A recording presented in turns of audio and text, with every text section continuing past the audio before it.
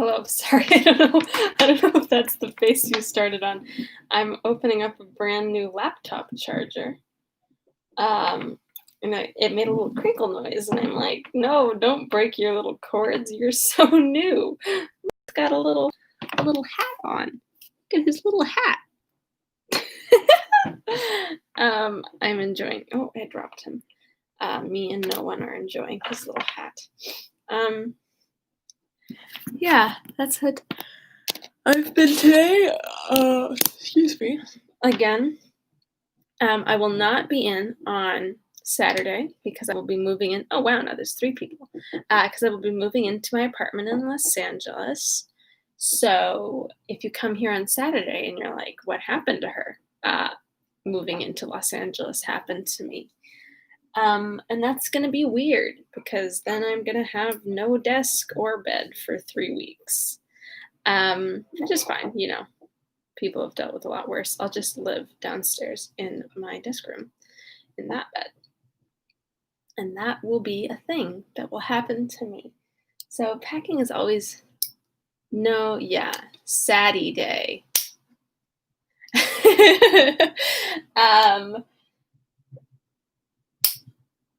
Packing is always sad, and I never like doing it. Even packing to go somewhere, I don't like doing it. There's too many possibilities. I have to make too many decisions.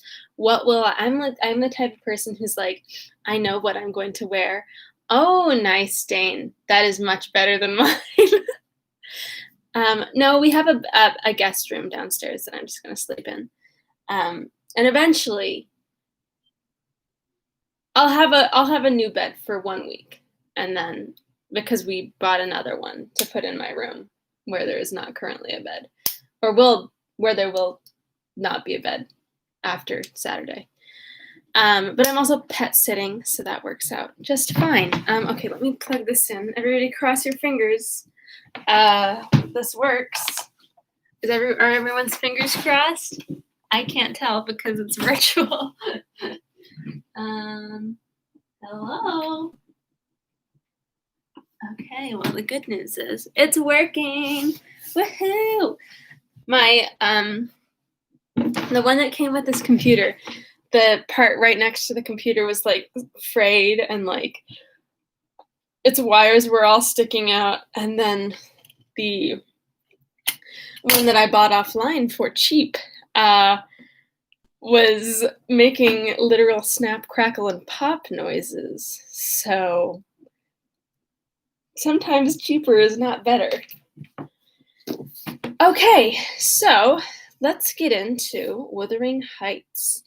What happened at the latter end of yesterday? So the first part of chapter 7 was mostly Heathcliff scheming about hooking Isabella and Linton up, which was not going well because Linton doesn't really want to do anything. But finally, in the latter half of chapter 7, Heathcliff convinces Linton to go talk with Hareton and Isabella, who are outdoors. And Linton and Linton and Catherine have a grand old time making fun of Hareton. So they get home, and Nellie begins to realize that there's some sort of conversation or communication going on between Linton and Catherine. So I'm going to put on some chapstick.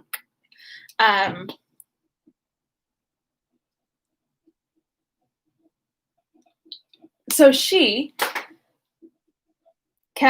Nellie divines that Catherine is storing something in her desk.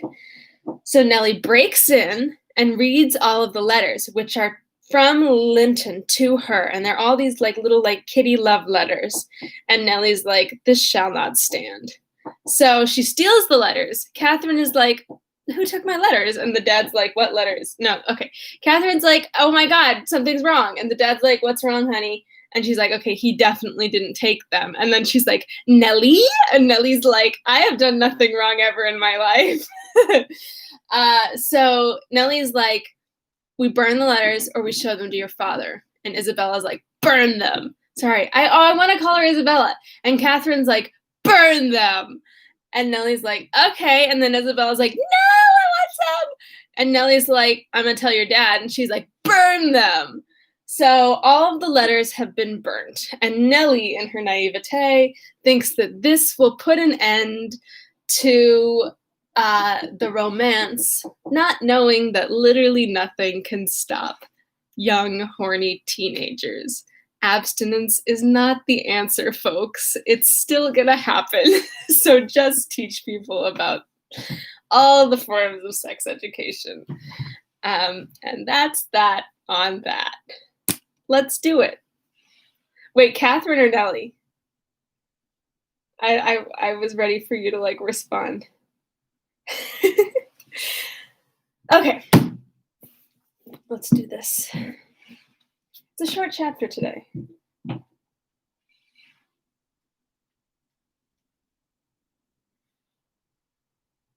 I feel like I'm probably only gonna. Oh, that's true.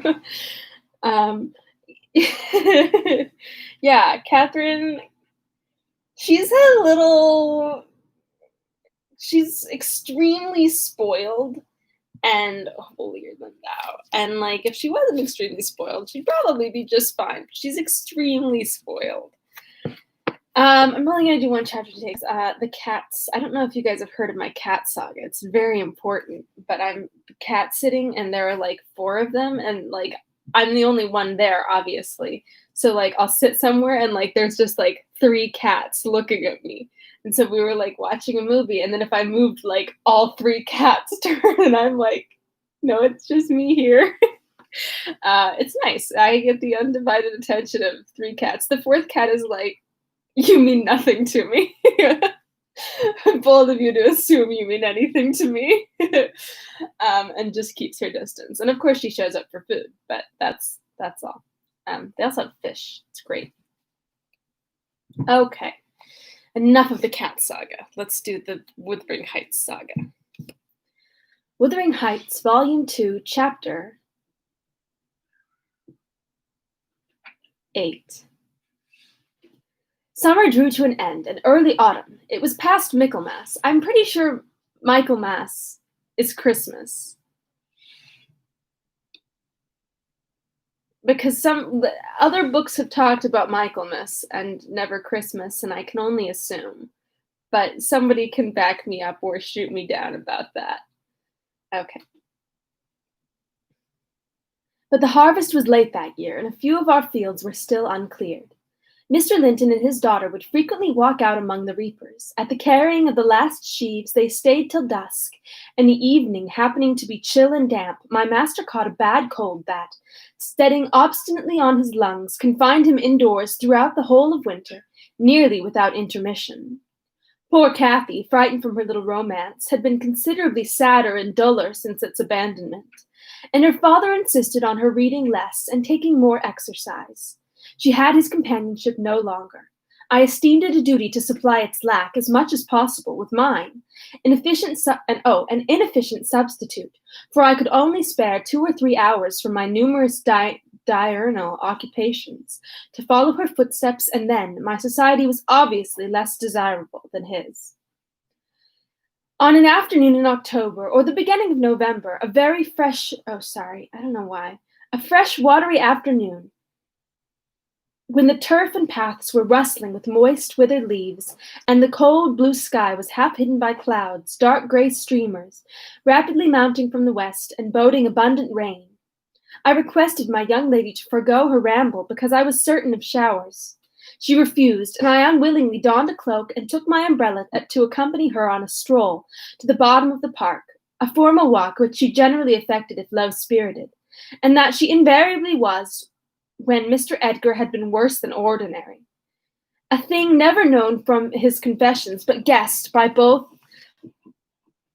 her and me from his increased silence and the melancholy of his countenance. She went sadly on. There was no running or bounding now, though the chill wind might well have tempted her to a race.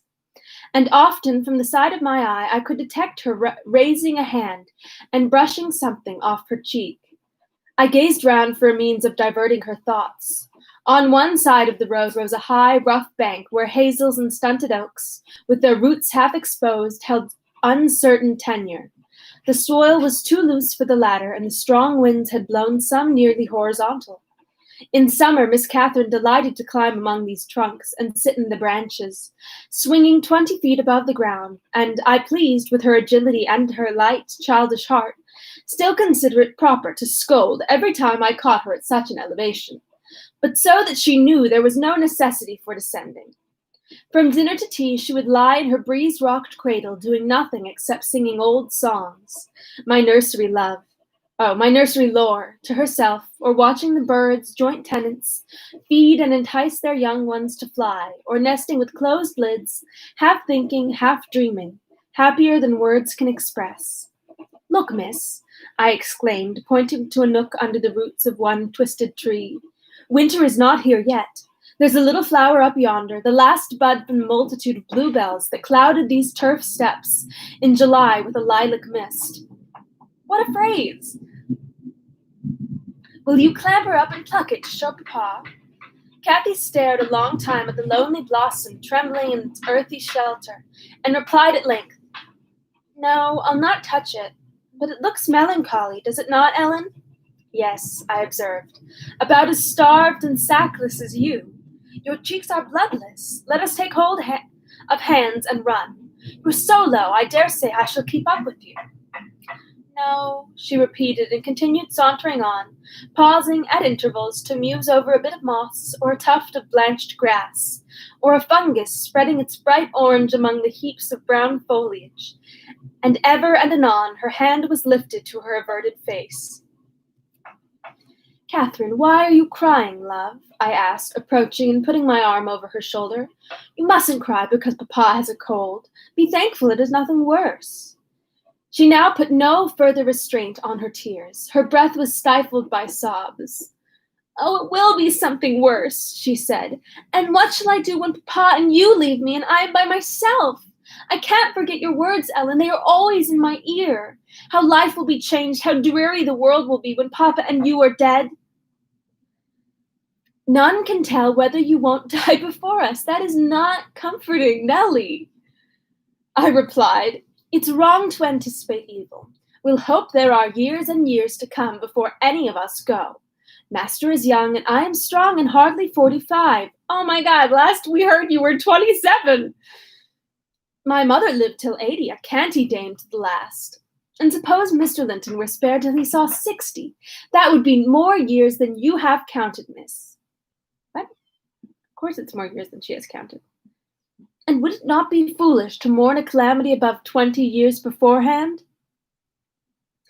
But Aunt Isabella was younger than Papa, she remarked, gazing up with timid hope to seek further consolation. Aunt Isabella had not you and me to nurse her, I replied. She wasn't as happy as Master. She hadn't as much to live for. All you need do is to wait well on your father and cheer him by letting him see you cheerful, and avoid giving him anxiety on any subject. Mind that, Kathy. I'll not disguise, but you might kill him if you were wild and reckless and cherished a foolish, fanciful affection for the son of a person who would be glad to have him in his grave, and allowed him to discover that you fretted over the separation he has judged it expedient to make. I fret about nothing on earth except Papa's illness, answered my companion.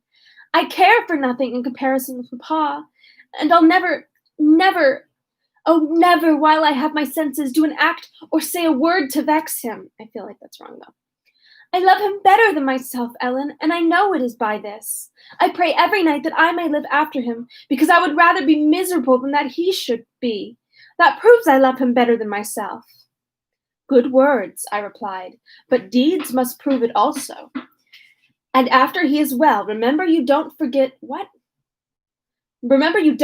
resolutions formed in the hour of fear. As we talked, we neared a door that opened on the road, and my young lady, lightening into sunshine again, climbed up and seated herself on the top of the wall, reaching over to gather some hips that bloomed scarlet on the summit branches of the wild rose trees. Shadowing the highway side, the lower fruit had disappeared, but only birds could touch the upper, except from Kathy's present station. In